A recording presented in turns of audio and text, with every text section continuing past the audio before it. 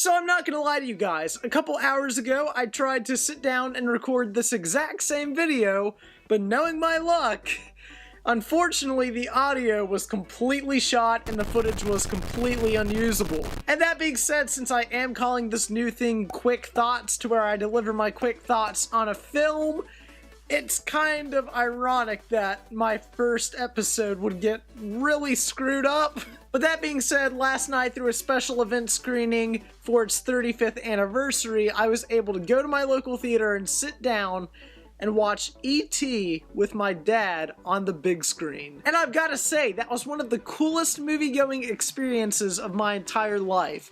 I've gone to events like this before, and they're always a ton of fun, but putting that aside, as a film fan, I appreciate seeing the classics that I grew up with and what my parents grew up with for myself and experiencing these movies how they were meant to be seen. And stuff like that just fascinates me, so let's talk about why E.T. is a really fantastic movie.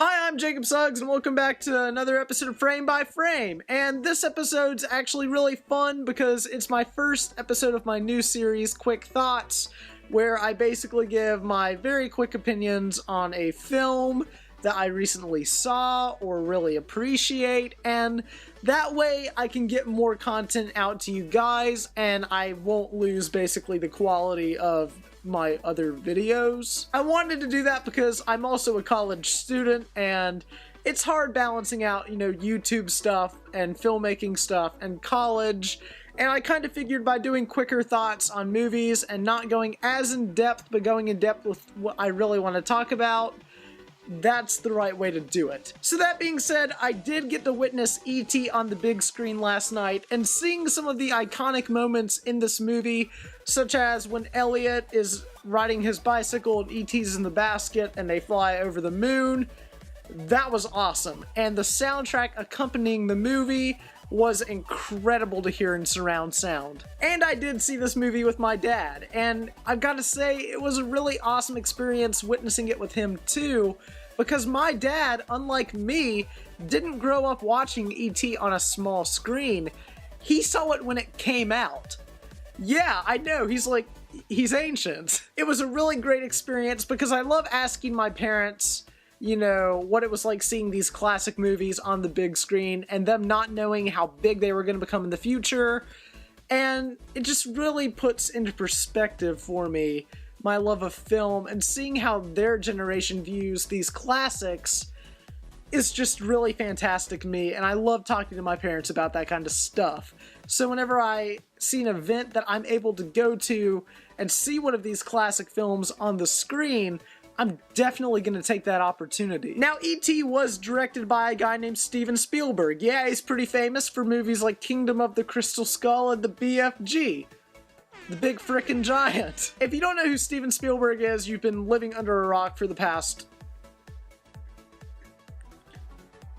a lot of years. And he's done a lot of great stuff, and Spielberg's directing is fantastic, but I don't want to talk about that in this video. Now, what you're probably thinking is that I'm going to review this movie in a more, I guess, traditional sense, talking about Spielberg's direction and how it's great, John Williams' very iconic score for this movie and how it's fantastic, and the overall plot and characters, which also are overall fantastic. I want to talk about something that really stuck out to me while watching this movie in the theater.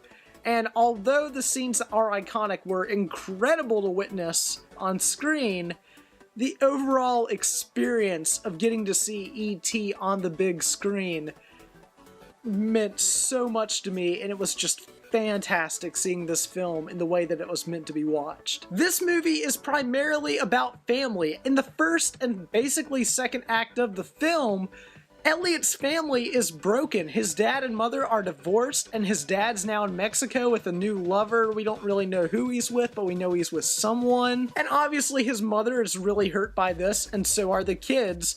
and it's really showcased in this movie well. And that's a massive theme in this movie. A big theme in E.T. is family, and if you were to ask me what I think the film is about in one word, I would probably say family. Reason being, the family's broken at the beginning of the movie and throughout the course of the movie, but something completely out of this world, both literally and metaphorically, brings this family back together and reseals the broken connection. Elliot's brother picks on him for seeing a goblin in the backyard. He's really mean to him, and so are his friends.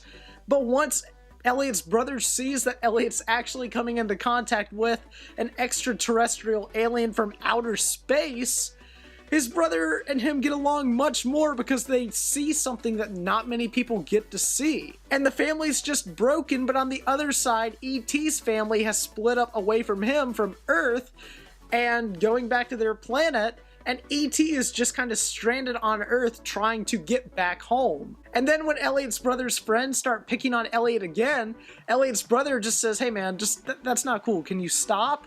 And seeing stuff like that is really cool to me because it shows that the broken relationship is kind of mending back together. And when you really think about it, yes, Elliot is trying to help E.T. get home. But what you don't think about is E.T. helps Elliot find his home again. They have a house, yes, literally, but metaphorically, they aren't really in the home they want to be in. And that's what's so great about this movie. Elliot helps E.T., but E.T. also helps Elliot.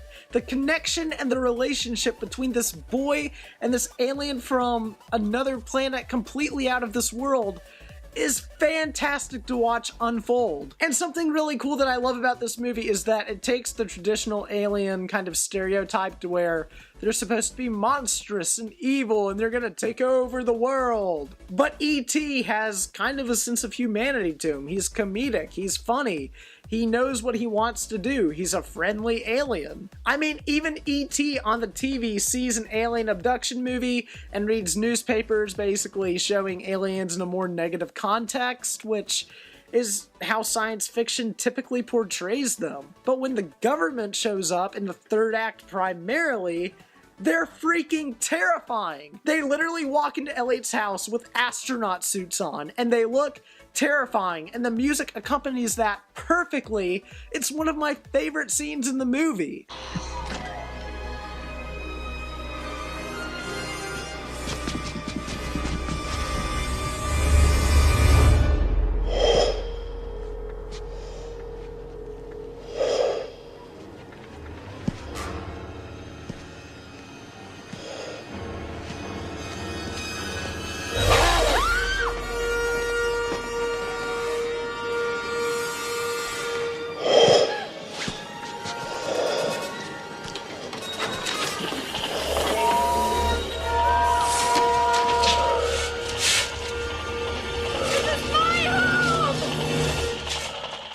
Makes you wonder, who's the real thing that we should be afraid of? This thing that just kind of ended up on Earth?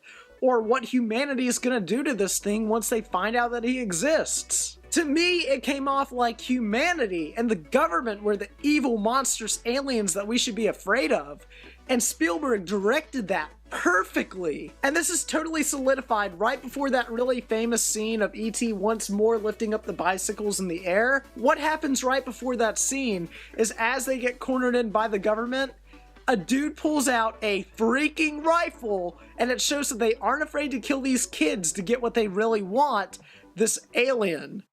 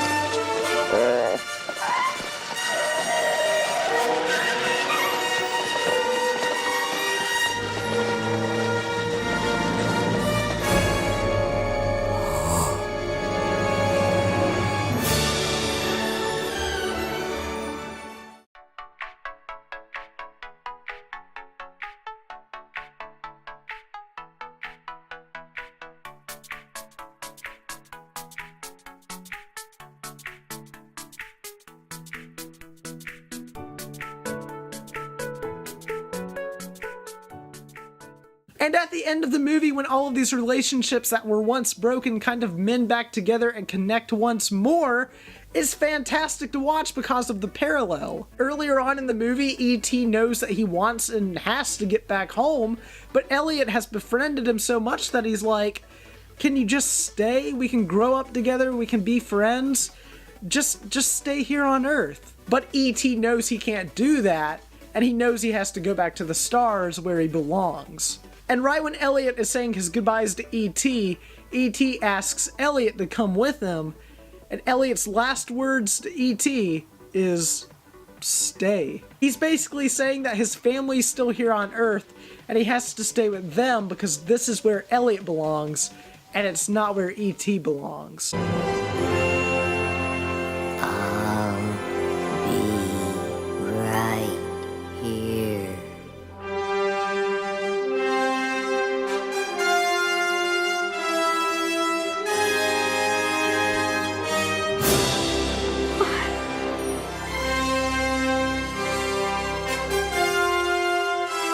This was one of the best movie-going experiences I've ever had in my life. It was awesome for so many reasons, and if you haven't seen E.T., why did you watch this? Because I just spoiled the whole thing. That being said, have you seen E.T.? What did you think about it? Do you love it? Do you hate it? Did you see it in the theater too? Let me know down in the comments below. And as always, I'm Frame by Frame. Remember the name. Please like, comment, and subscribe. And I'll see you guys in the next video. Bye, guys.